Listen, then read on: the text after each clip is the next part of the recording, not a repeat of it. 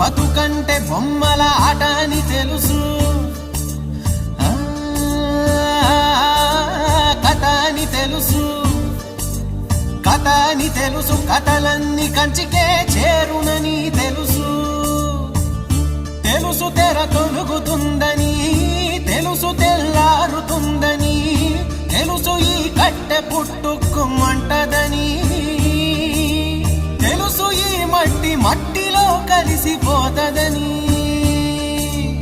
ఇన్ని తెలిసి ఇరకాటంలో పడిపోతావు ఎందుకని? మాయా